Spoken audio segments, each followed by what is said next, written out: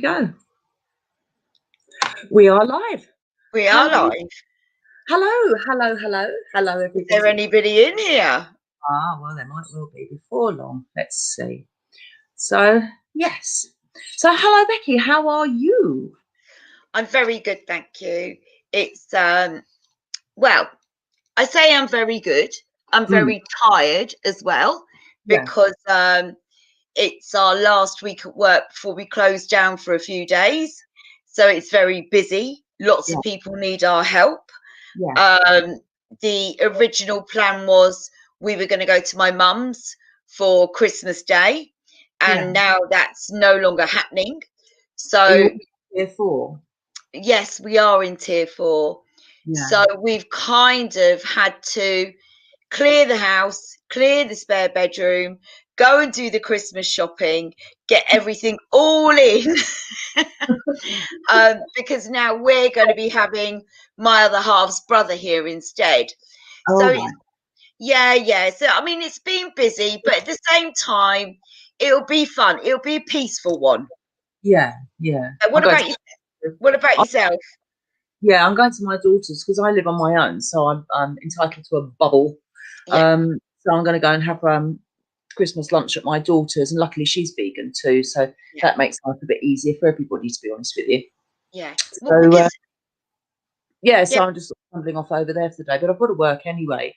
So I'm working Christmas Eve right through till Sunday in the evenings, so it's only daytime stuff anyway. So I'll just pop over there and then move on from. Just got myself.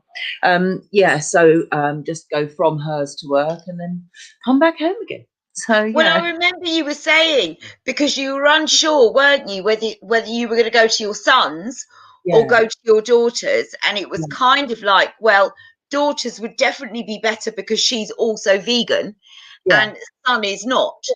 So there's the whole bubble thing. So there's my daughter-in-law's family. They've got people that they're using as a bubble. So one of her sisters is going to be going to my son's place because she's on her own, so she needs a bubble. So so it kind of works out quite well in the end. Anyway, we've got a person in. Hello, who have we got? I need my specs. Who have we got?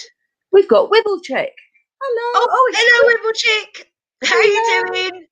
Hello, hiya. So you'll see that we haven't got the normal configuration of me and Heather, and obviously I need to explain that we haven't got Heather.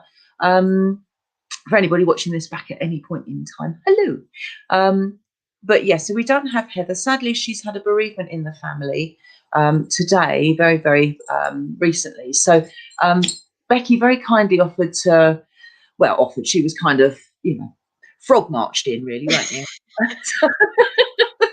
No,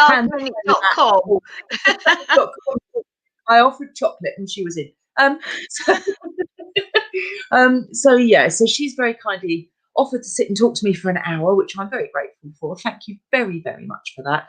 And obviously we wish Heather well. We're going to light a candle for her later, aren't we? That would be nice.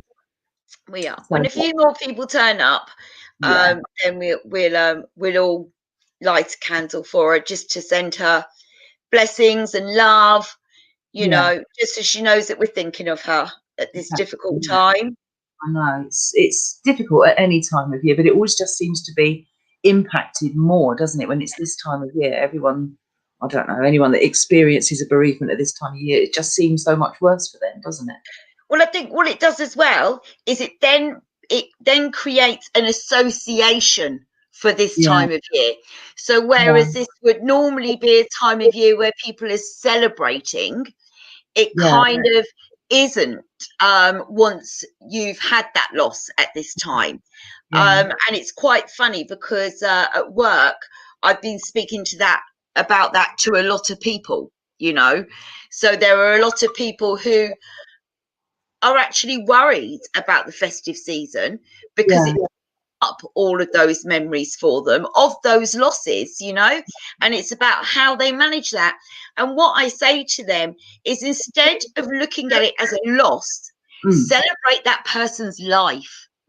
Absolutely, best way to do it. So remember the good times that you had with them, and maybe do something that they would have particularly liked. So if they liked a particular drink, you might not even like it yourself, but you know what? Buy a bottle and pour them one.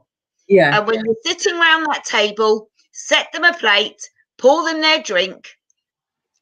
Yeah, absolutely. I think that's nice. It's almost like the dumb supper thing that you might do at Samhain, isn't it? It's nice. Yeah, we've got a couple of other people in, but I need my specs. I need to put this even bigger so that I can see.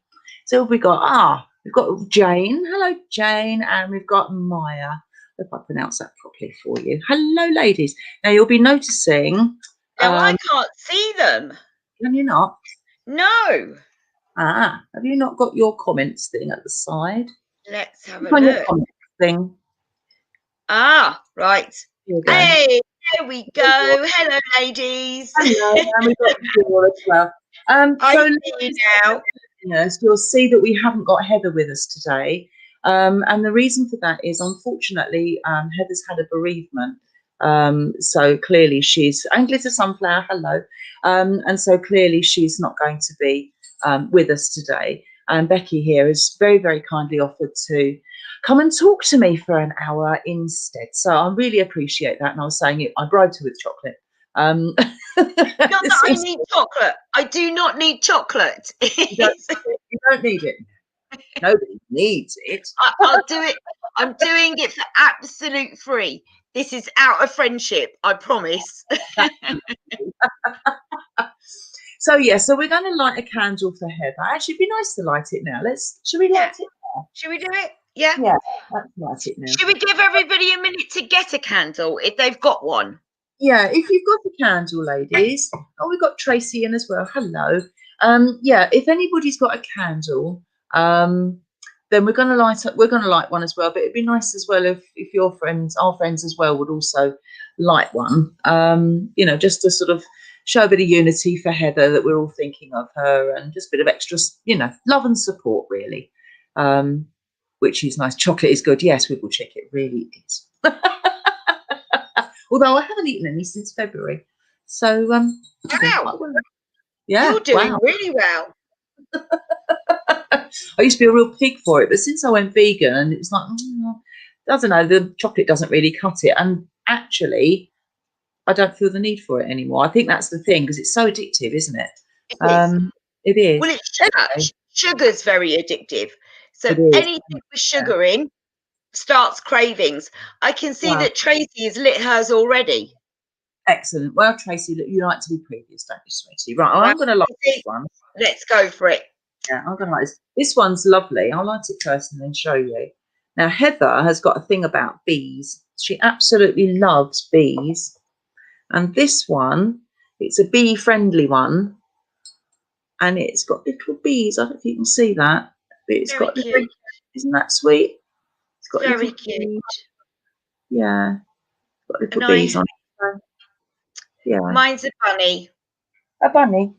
Yeah, it's a little bunny rabbit. Aww. Oh, I like that. So there we go. We'll put it down. Now, I want to talk to you more about candles in a minute, Becky, but before I do, another Becca room, we've got Becca Fediuk. Another Becca. Becca, yeah. Well, you see, we're breeding. Just like your bunny. We're very popular. The name Becky is very popular all of a sudden. I know, we're all over the place, all coming out of these, aren't we? The other thing that I wanted to mention is that last week I was talking about the book launch that I was at, the online book launch that I was at with dear friend Lucia for her new book, Guided Visualizations, and that she was doing a live guided visualization for everybody that was watching or wanted to watch it back for that matter. And I said that I found it very emotional. I just wanted to point out that that particular visualization is not in the book. It's one that she wrote specifically for the book launch. And the reason that I found it emotional was because it connected with ancestors. Now, clearly it worked very well, but I did find it emotional. And although she's now put it on her blog, which is badwitch.co.uk, she's just put a little disclaimer on there saying, just warning you that you will interact with your ancestors, which is something that I found emotional because I wasn't ready for that and I wasn't expecting that. So, as I say, apologies for that. But yes, it was just one of those things that kind of surprised me, really. And obviously, when you take out the element of surprise, it's not quite so tricky because forewarned is forearmed, isn't it? Anyway, so I just wanted to recant that and say that it is one that was written specifically for the book launch. It was really good, but it just caught me by surprise. So yeah, just wanted to mention that. So thanks, Jewelry Cells. Thank you very much, Candlelit and Candlelit Little Chick. Thank you. And everybody's been at it. Look. Yeah, I think that's lovely. I think that's lovely. My candle smells of bluebells. It's gorgeous. Oh, very nice. Yeah, it is. It's lovely, actually. My daughter in Australia sent it to me. So yes, so it's double whammy. So I'm burning it obviously for her, because I don't get to see her, but obviously burning it for Heather too. So yes. Now, those people that don't know Becky, my dear, dear friend Becky, who we've not known very long, have we? No, we haven't. But we've become very, very strong, firm friends in a very short space of time. But Becky makes the most amazing candles, absolutely amazing candles. And Heather's actually done one of her blog posts, hasn't she? She's done one about the unwrapping of the little parcel that she did, and it was lovely. And the thing was, though, was of course she did her little blog about them, and then everybody wanted to find out where these candles were coming from. But my website isn't actually finished because I ended up with so many orders this Christmas. It was ridiculous. So I didn't have a chance to actually get my website finished. Oh, wow. So what I've done is I've published it, but I've written on there, still under construction. If you have received anything from me, from somebody as a present from my company, please just send me a message at info at sentientcosmeticsengland.com. But I don't just make candles, I also make skincare, and I create things specific to people's skin needs with essential oils and certain carrier oils, and of course I can even do magical blends.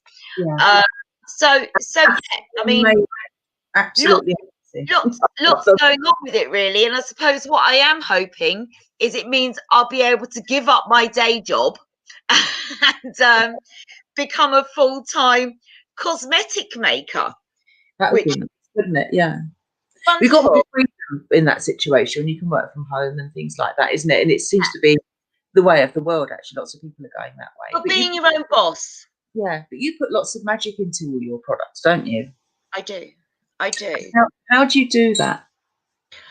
Well, I think every ingredient that I use, I kind of, as I make things specifically for people, I talk into it.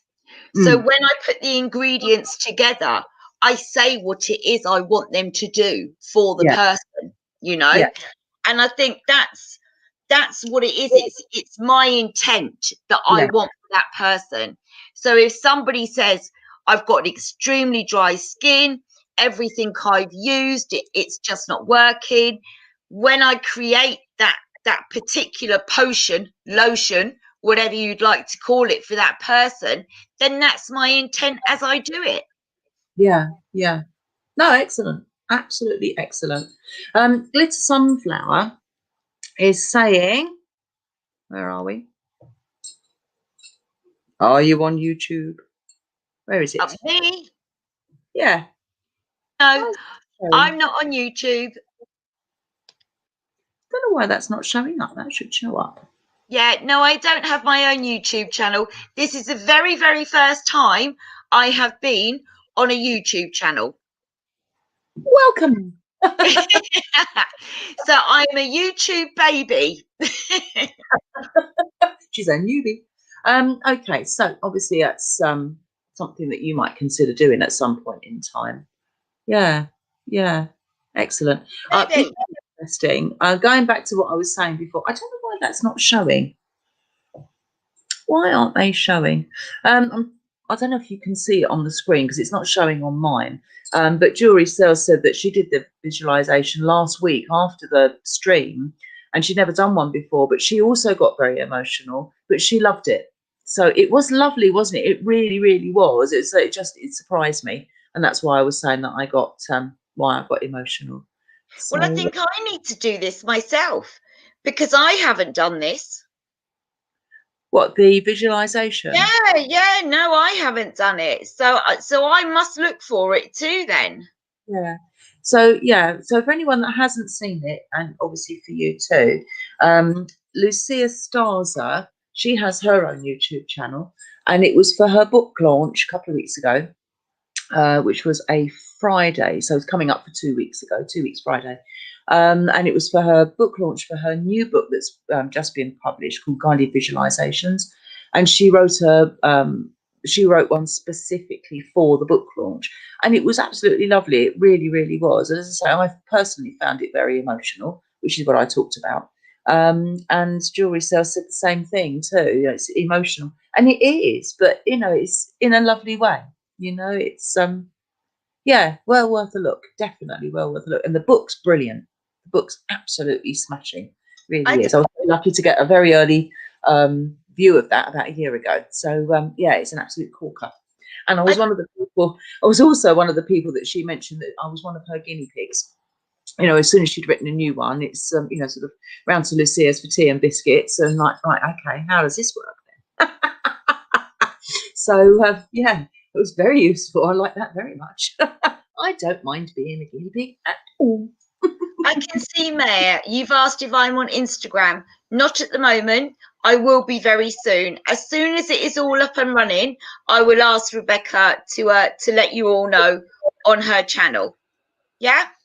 Yeah, that sounds like a jolly good plan. And also Heather will too. For those of you that go and see the Treasure Pirate, Heather, then obviously you can she'll, I'm sure, be putting the words out for you too, because she's just as impressed as I am with your stuff. It's excellent. It's not bad. It is. No, absolutely. Blow your own trumpet. It's jolly good. But I think going back to what you were saying about emotions, I think people are very, very scared of feeling emotional and about letting those emotions go. Yeah. And I actually believe it's really important to your own personal and spiritual growth. Yeah. If you're not able to move on from things because you're not allowed to let those emotions flow, it actually stunts you. Yeah. So sometimes it's about taking that brave step, which I understand is hard, but it is about taking that brave step and saying, you know what, I know this might make me feel a little bit vulnerable, but when I come out of this, I will have gained so much strength. Oh yeah, and definitely. I think that's the wonderful thing in allowing your emotions to flow, and also you learn so much about yourself, and within that you learn to control those emotions, which is so helpful to life, because when people are emotionally led in life, they tend to find themselves in all sorts of situations they don't want to be in, all of that kind of stuff. But when you actually understand your emotions, you see things far more logically, far more clearer, and you can build a much better path for yourself.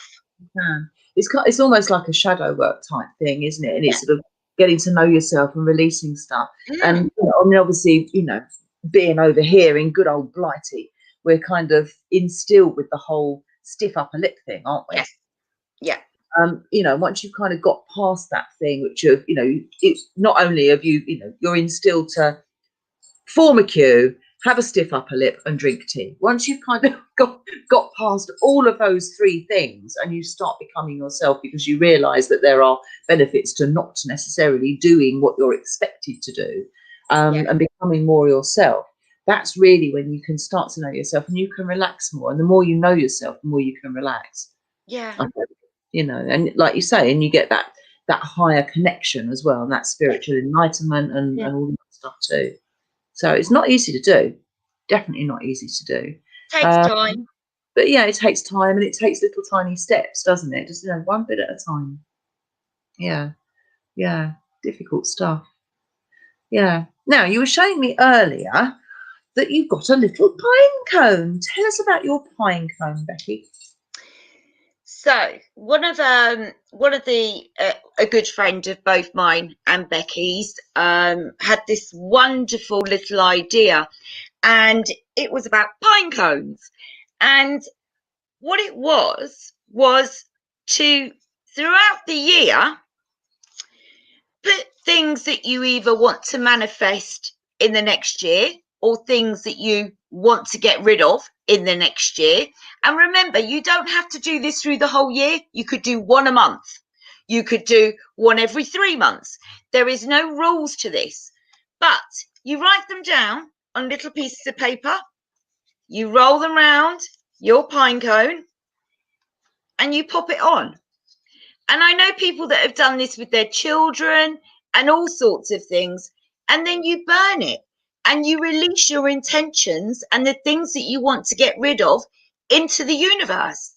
Yeah. And then you wait for the universe to do its work for you. Yeah. Yeah. I think that's lovely. Absolutely lovely. Just a lovely little thing to do.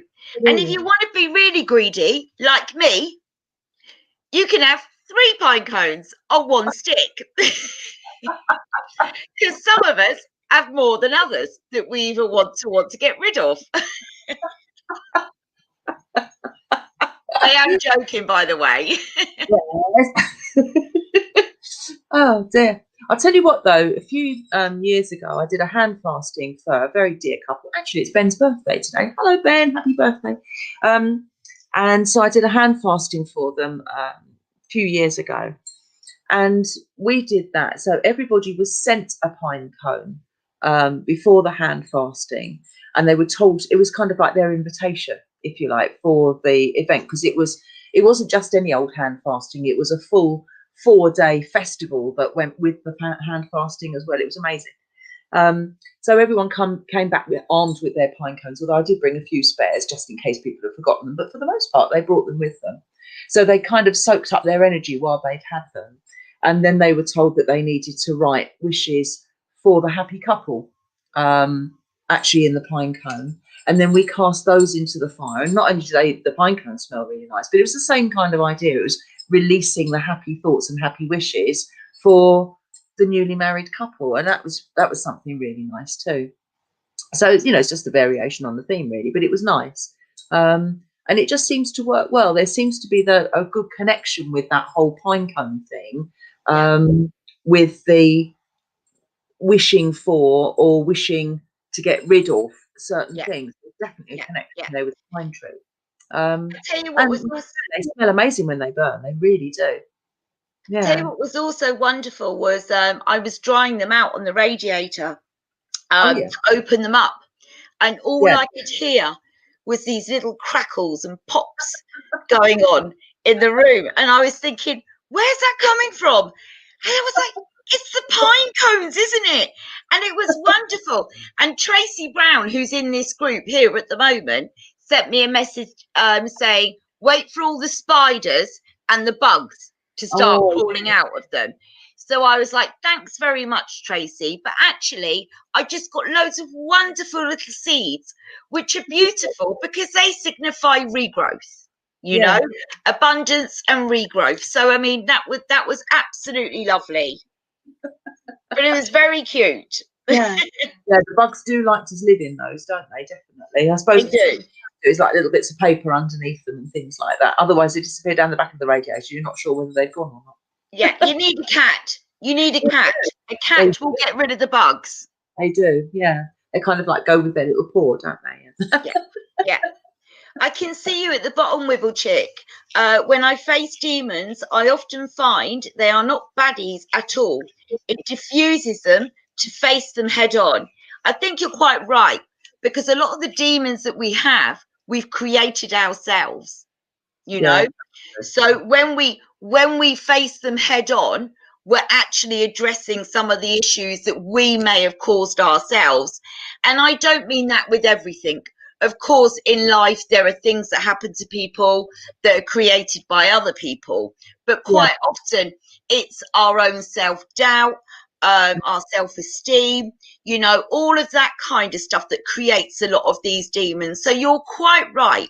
It's like the person with anxiety who says, I can't go out the door because I'm so anxious. Well, you'll never go out the door then. So what you need to start doing is going out the door for 5 minutes one day. Yeah. Build it up the next week, and so on and so on. So I agree with you. Facing them head on is a good idea, but when you're ready, you have to be ready, you know, and maybe have a support network in place to be able to discuss the way you feel afterwards. Yeah, absolutely. Ow! So talking of Yule, Becky. Yule. What did you make for Yule? Made some incense, which was really nice. Had all sorts of stuff in it, including pine needles, frankincense and myrrh and pine needles and a bit of lavender, just to calm everything down, because people tend to get a bit over enthusiastic at Christmas time. So yes, I had some of that. So that was really nice. Made a wreath for my front door, which actually that's come out really well. It's kind of it's quite subtle, but it's really nice. I'm quite pleased with it. And it's the first time I've made a wreath for, oh God, donkey's years actually. But it was a good opportunity to do it. We got a little crafting group, and it was an opportunity to just sort of do things you haven't done for a while actually, which was really good. And I also made, and again, haven't made one of these since I was a kid. I made an orange pomander with, you know, the cloves, which is hanging on my door. And it smells lovely. Really So nice. with the pomanders, did that kind of start with the Victorian era or earlier?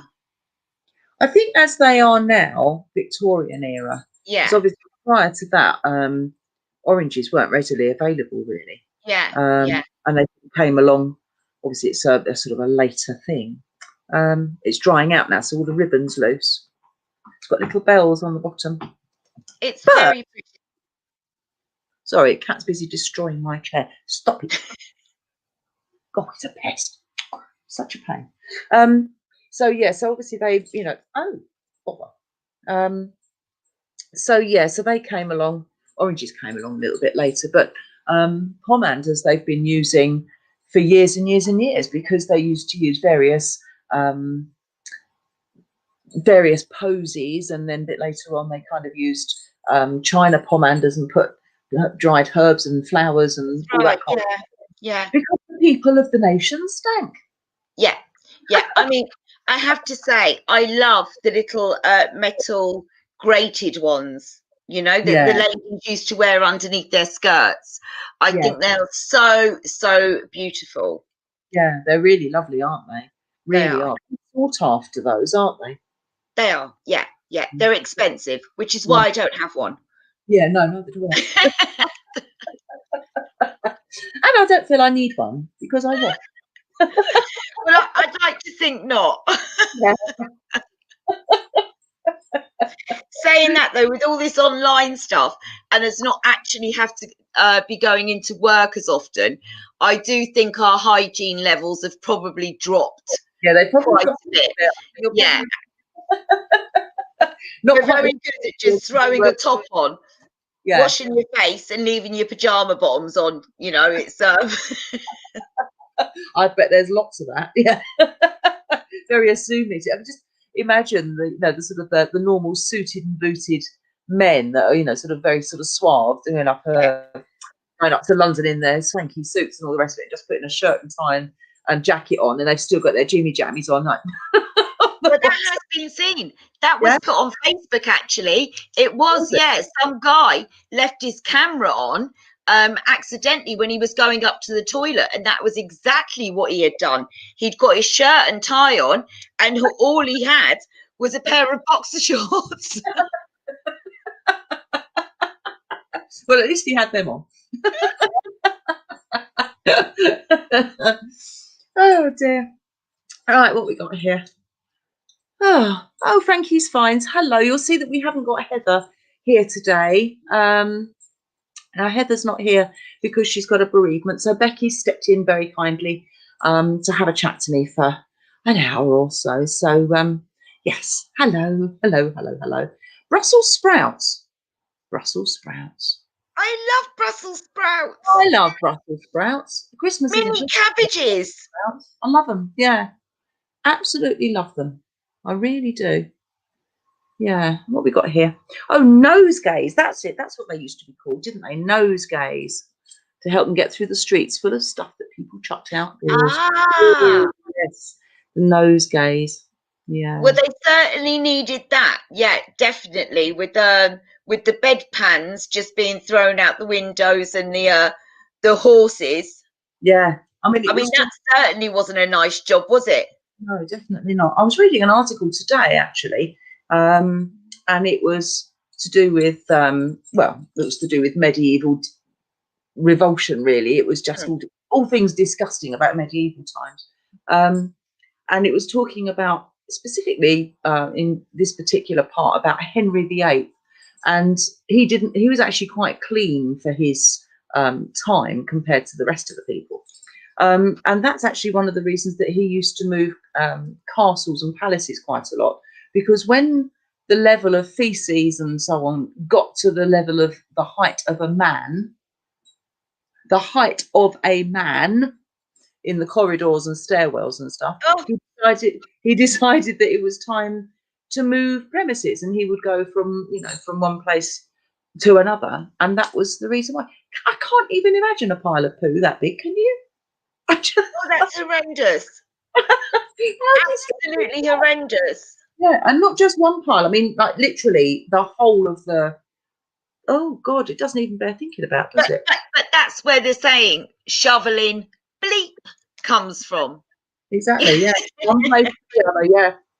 Have the carts would come down, wouldn't they, in the middle of the night? Yeah. And that is what people would do. They would clear the streets from all the feces and all the muck and all the animal carcasses and whatever else there was. They'd clear it all out from the streets. Yeah.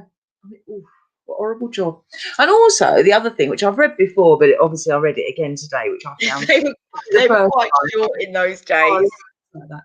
But one of the best jobs to have was to be the person that wiped the king's bum. Because you had to have a level of trust in order to be the king's bottom wiper. And yeah, it was a really good job. And people went on to do remarkable, amazing things and get knighthoods and stuff, because that's where they started. They started wiping the king's bottom. So there. God, I stunned you into silence. I don't think that's ever happened before, has it?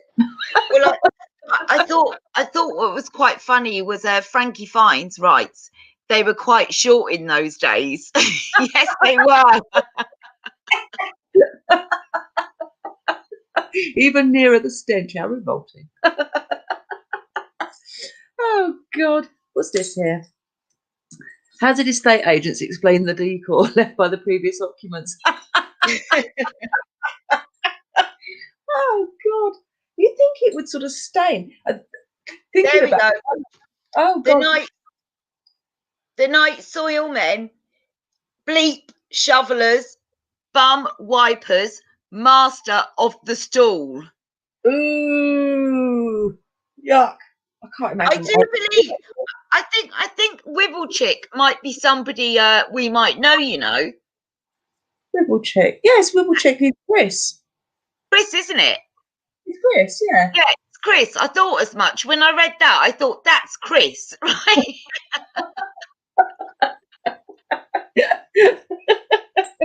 See, Chris knows about these things, don't you, Chris? She does. She's a very, very wise lady. She certainly is. Yes. So it's Chris that is absolutely brilliant about giving information about trees. Yes. And I've got a little bit of information written down about the trees of the solstice. If anybody if anybody would like to hear a little bit. I'm sitting comfortably. You may begin. Okay, let me just find it, because I also have a poem from another one of our friends. It's a little bit rude, and when I read it, I thought, could be a bit risque. Don't know who's in the group, but anyway. Certain trees and plants were important to the celebration of the solstice, both as symbols and decorations. Evergreens were a symbol of immortality, since they were the only trees to stay green when all the others lost their leaves. Yews, which are my favourite trees, represented the death of the old year and were a connection between this world and the next. Oak trees were revered for being long-lived. Even though they were not evergreen, they were symbols of eternal life and considered a source of protection, strength, and endurance. In Celtic tradition, the entire trunk of an oak tree was kept burning for 12 hours on the eve of the solstice. If the fire did not go out, it meant the household would be protected and have an abundant harvest and good health in the coming year. A piece of that log was saved and used to start next year's fire, because as the old log was consumed by the flames, any problems from the old year were thought to go with it. Rosemary, an evergreen shrub in warm climates, was called the herb of the sun. Birch trees symbolized new beginnings. Mistletoe stood for peace and happiness. Ivy symbolized marriage, faithfulness, and healing, and was made into wreaths and garlands to decorate during the winter. In Celtic tradition, one sacred place to be visited during the solstice time is an open area or hill that affords a view of the horizons in all directions. What a better way to celebrate than to bundle up and climb to the top of the tallest hill. And I have to say, I went to St Anne's over in Chertsey at the weekend with my other half, and it was beautiful. And they have a big torch there that has been, I think the last time it was lit was in 2012, which is a shame. So it seems like the tradition has ended. Yeah. But when you stand on St Anne's Hill, you can see for miles and miles around. And it was just really lovely. And they had yew trees there. And generally, I only find them in graveyards. Yeah. It was nice to see that they were just growing wild. Yeah. That's nice. So it's a bit interesting. Yeah. One thing that made me wonder while you were reading that was at what point in time the because obviously you were saying about what mistletoe signified and so on, and I wonder at what point in time it kind of signified the whole allowance, if you like, of kissing under the mistletoe. I wonder at what point that came into play, because that doesn't tally with the Celtic meaning of mistletoe, does it? So I wonder when that came into play. Well, I think I did see something in regards to that. Let's have a look.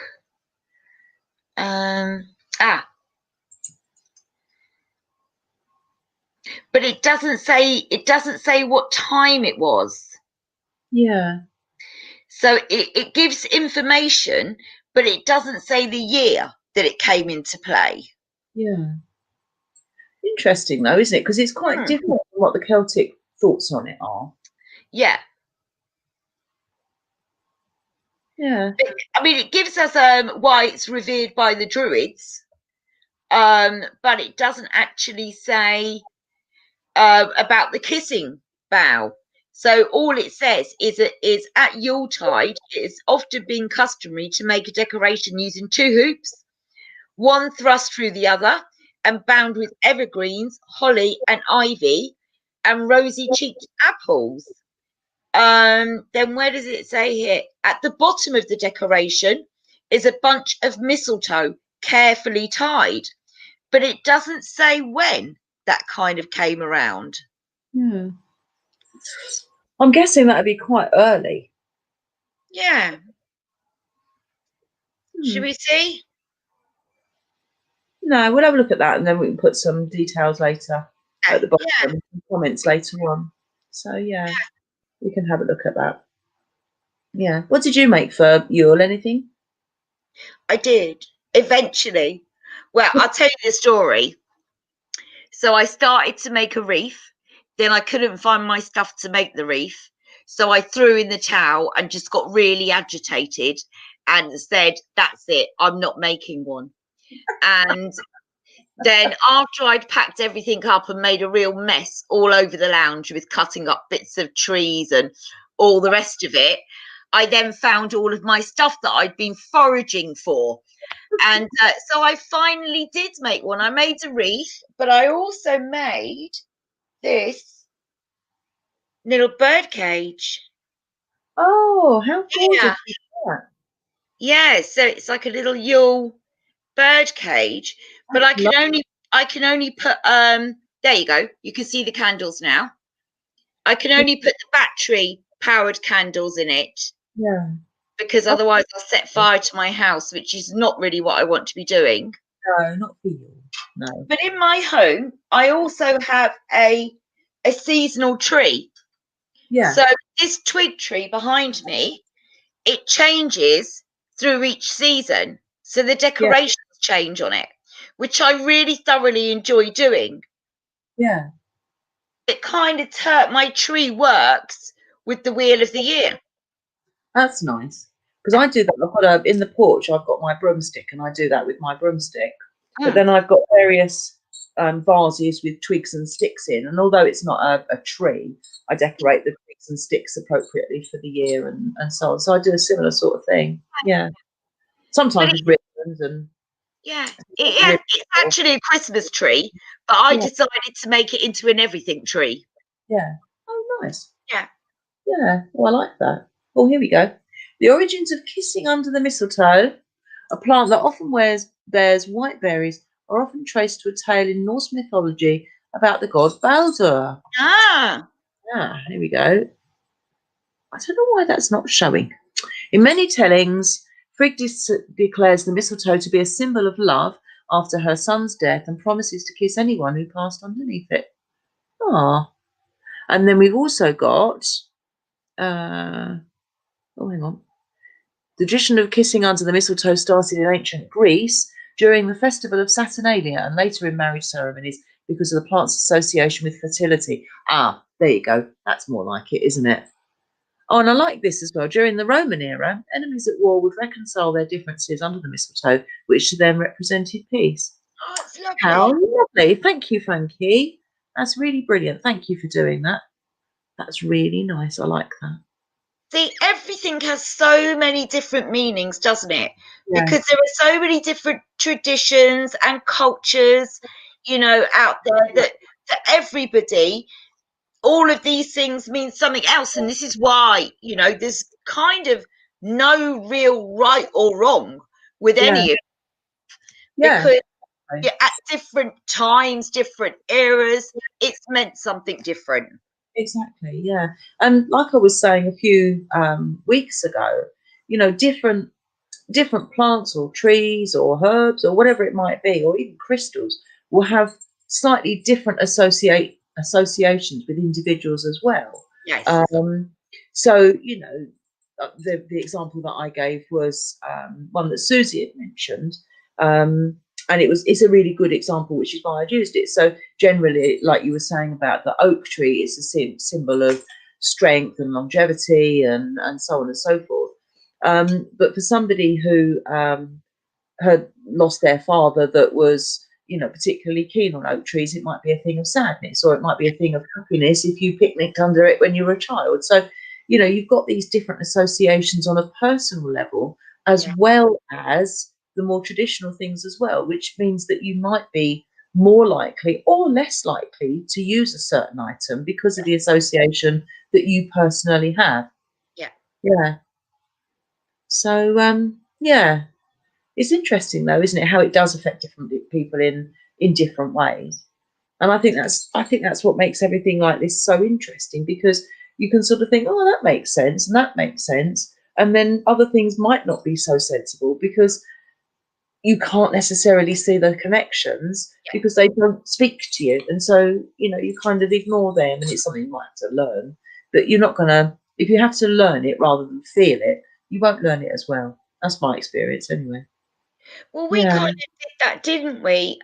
With our book flood, we followed a tradition that isn't from here, and I believe was actually created in the Second World War when people just had no money in Denmark. And there is a word for it, what it's actually called. So I shall try and pronounce it. Good luck with that. Pronounce it, as I say. 1 second. Let me find it.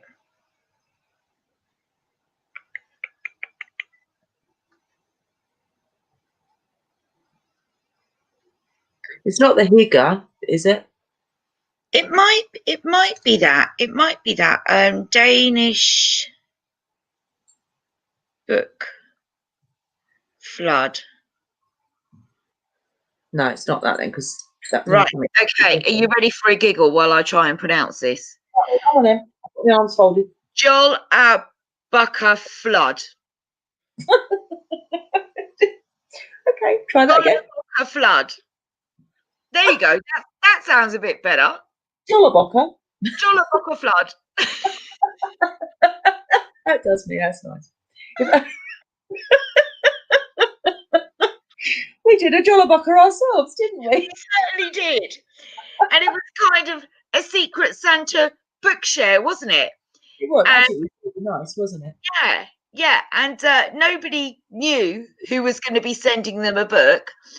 And what was nice about it was it involved people that knew each other and people that didn't really know each other. Yeah. And it was quite surprising, the books that we got. I mean, what did you get, Becky? So the one that I got was Sacred Drumming, which is excellent. And it came with a CD, but my CD player is temperamental at best. And it decided, no, not today. You can't play that one today. But actually, something nice came with that, because our dear friend Abby said that she's got a couple of CD players sitting in the cupboard gathering dust, and she's offered me one, which I think is really sweet. So I'll be able to listen to it, which is good, because my CD player's decided it doesn't want to play at all. Yeah. But yeah, it's excellent. And obviously, drumming's a really big thing for me, and so on. So yeah. So I was really, really chuffed with that. Really lovely book. Yeah, Sacred Drumming. Which one did you get? So I got a book on Avebury because of, well, it's significant, isn't it? Because Avebury was kind of the first thing that we did together. So you, Tracy, I, Ria, there were a few of us. And we all went to Avebury and we did a Thanksgiving ritual to the ancestors, didn't we, there? Did, yeah. It was lovely, actually. Really good. It was lovely. So I got a book on that, and I got a book on Cornish folklore, because we're going next year and we are going to be chasing that folklore. Excellent. That sounds like a good plan. So I did well as well. But people got books on poison. What else did they get? Oh, the gypsy one, wasn't there? Which I really like the sound of. I thought that sounded really good. It was gypsy, wasn't it? It was called, let me see what it was called. It was Gypsy Curses and Magic, Ancient Gypsy Curses and Magic, I think it was called. Yeah. That does look quite good. But like I say, Ria's book on poisons, that looked really good, but just don't eat at her house anymore. No, that's it. That pizza that she made a couple of weeks ago was cracking, but I think from now on in, I might just bring a sandwich.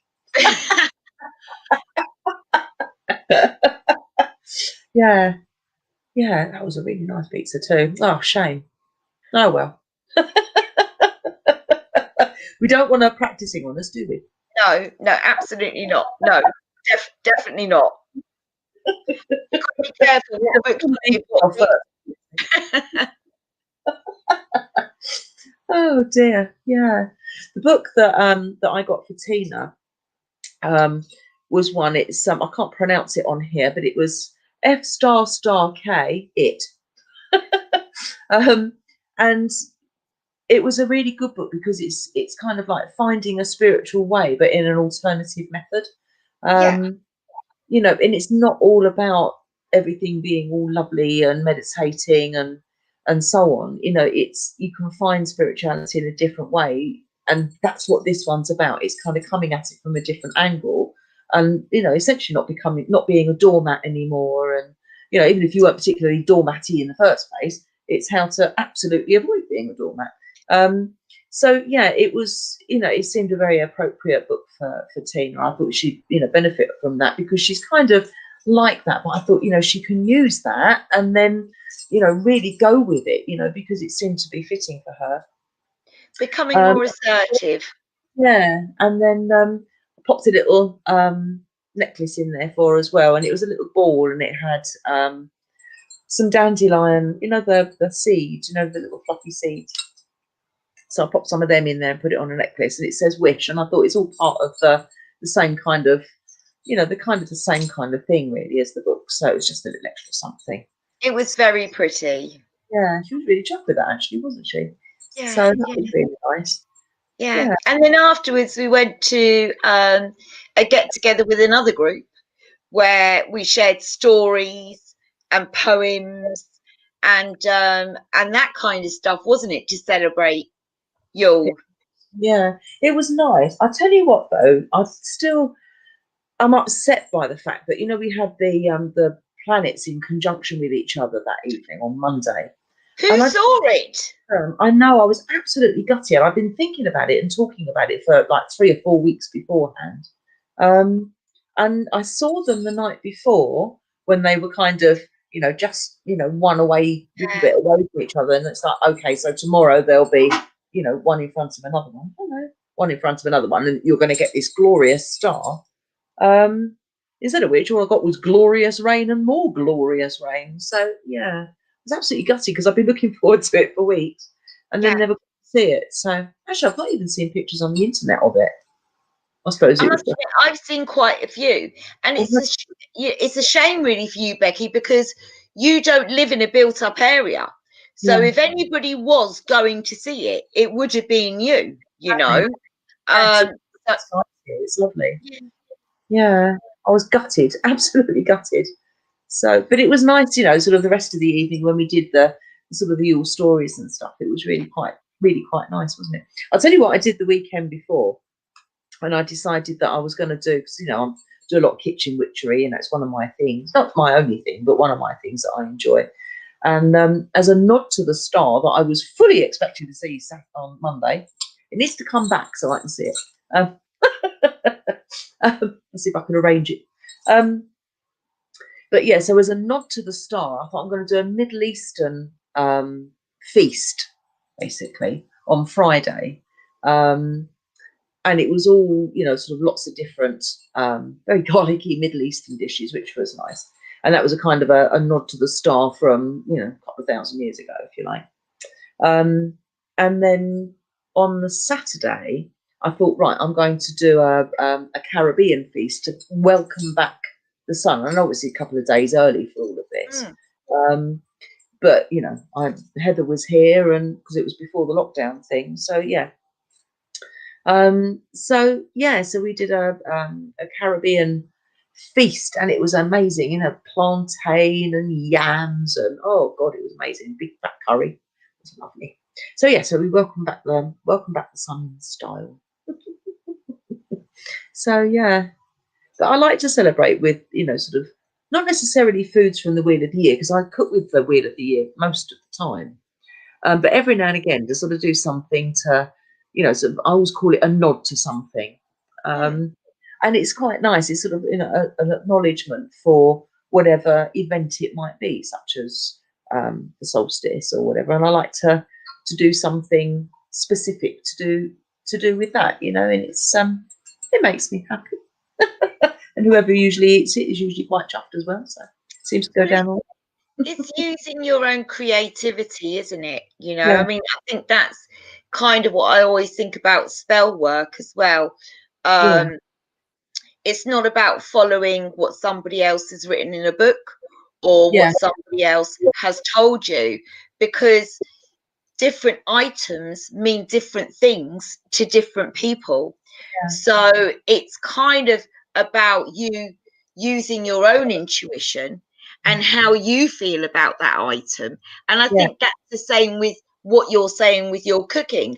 I want to celebrate this with this because I feel this way about it, you know? Exactly. And it was quite funny. As I said, I had Heather here because it was before lockdown. And it was quite funny. It's like, okay, do you want 3 of these? Do you want 9 of these? Would you like 7 of them or 13? And she's like, ooh. So I was getting, you know, sort of deciding what I was going to put in, and then sort of like getting her to select numbers of stuff, because I quite like numerology too. Because they've all got different meanings and so yeah, so it's like 13 of them and 9 of them and 7 of that, and so on. You see, that's kind of the difference that I find when I create potions magically and potions for skin ailments and things. You're using them in a very, very different way.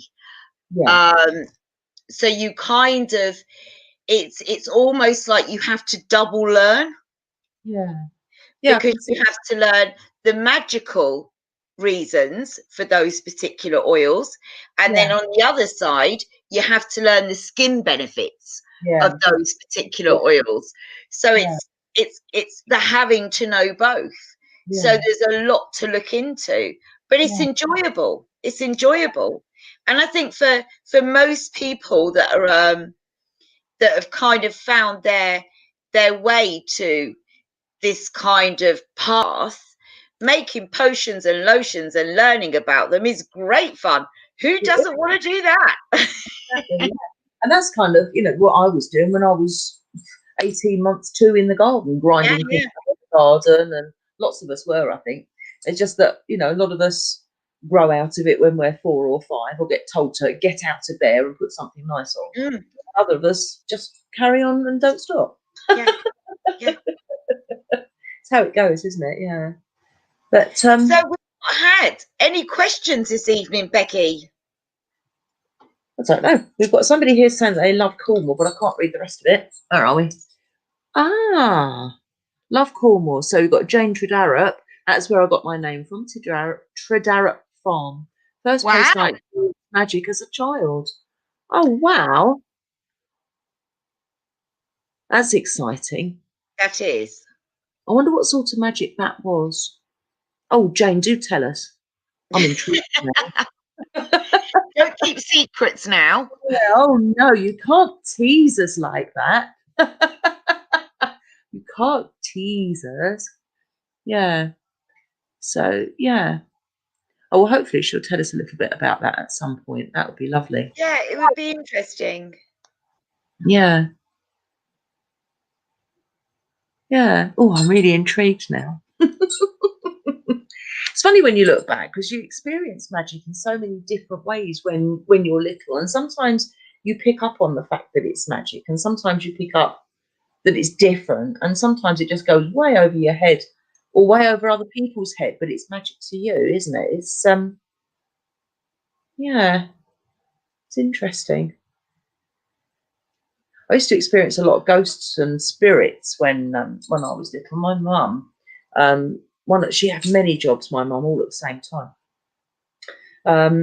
But one of the jobs that she had, she used to work in this, it was a children's home for very severely handicapped children, mentally and physically disabled children. And she was a night nurse there. And the kids used to love my mum and stuff. But this building that it was in was a 14th, 15th century manor house. And it was absolutely chock-a-block full of spirits. And very often she'd bring them home with her, which must have been quite interesting on the bus, because she didn't drive or anything. So, but she did. She used to bring them home, and then we'd have them at home for a bit, and then she'd take them back home again, back to work again. So that was all a little bit odd. We used to have all sorts of weird and wonderful stuff going on, and it'd be, you know, just different spirits be sort of like just trundling about. Some were okay and some were less than okay. So there was all sorts of weird and wonderful stuff that would happen then. And you'd sort of say, oh, Mum's brought home a ghost. And she's like, it's not a ghost, it's a spirit. Do you know, that's really funny, Becky, because I grew up at a place, it was Botley's Park, and it was a big mental institution. And I grew up around there because my mum was a nurse. Yeah. And of course, quite often we go to creche there. And when I was a teenager, that was my first weekend job, was working in the cafeteria. And it was very much the same with that. And my mum has experienced spirits through most of her life, but she chooses to ignore them. Yeah. That does. She chooses to, she knows they're there, but she chooses to just ignore it. And she's had a few scary encounters because she's been ignoring. Yeah. So it's actually led to it having an adverse effect because she's not being responsive and they're trying to get her attention. But I suppose that's her own fear. Yeah. You know? But yeah, so but the same thing. So it could be the same as your mum, because the most significant one she speaks about was a little girl. Oh, really? Yeah. And of course, that's who she looked after, was children. Yeah. But I can see that we have an answer here. Mm. Oh. Yeah, look. Oh, here we go. So, okay, I don't know whether this is coming up on people at home's screen, because it's not coming up on mine, but here we go. So we've got hagstones hidden behind the curtains, a witch bottle in the hearth, and a farmer's wife who made cheese and butter and let us kids help. Wow. Watching the bats at night was wonderful, in complete silence. Oh, God. Oh, and collecting free-range eggs from everywhere, even people's cars, if they left a window open overnight. How funny. Wow. That sounds amazing. That must have been absolutely lovely. I wonder what sort of age she was at that time. Quite small, I'm guessing. But yeah. You see, in Surrey, because it's not quite Cornwall, we used to pinch free-range eggs, but they were definitely off the milkman. And they probably weren't free range, right, at that time. Oh dear. Yeah, no, not at those times. So what check Chris, what she's saying is, I wonder how many children's imaginary friends are spirits. And actually I think a lot of them are. I reckon there's an awful lot of my middle daughter particularly, she had imaginary friends, and I'm convinced that because the imaginary friends that she had were really different to the ones that my eldest daughter and then my son had. Although my son used to see things from time to time, but particularly my middle daughter, she used to see all sorts of stuff, and how she talked about them and how she interacted with them was very, very different to the, I was going to say the bog standard imaginary friend, but those that didn't appear to have any kind of substance, whereas my middle daughter's ones did. It was really quite different because there seems to be a history that goes with them rather than just a made up name and, you know, we're singing the same songs or whatever. There's I think there's a difference, and I think Chris has got a point there. I think there's a lot of that. You know, kids' imaginary friends. Yeah, definitely. Very much so. Yeah. Well, on that note, we've been whittering for an hour, so it's pretty much time for us to say cheerio, I think. So, yes. So I'd like to wish everybody a very, very Merry Christmas, wherever you end up being. Hopefully you'll all end up being safe, including you, Becky, too. Obviously, keep yourselves safe, keep yourselves well. I saw a really nice thing today, and it was that we're not social distancing, we're physical distancing, because actually socialising is still happening. And it's a nice way of thinking about it, isn't it? So keep yourselves well, and yeah, I'll hopefully see you next Wednesday. Take care all, and have a wonderful time. Yeah, definitely. So this is when we do the awkward wave. You ready? Ready? awkward way. Bye, bye.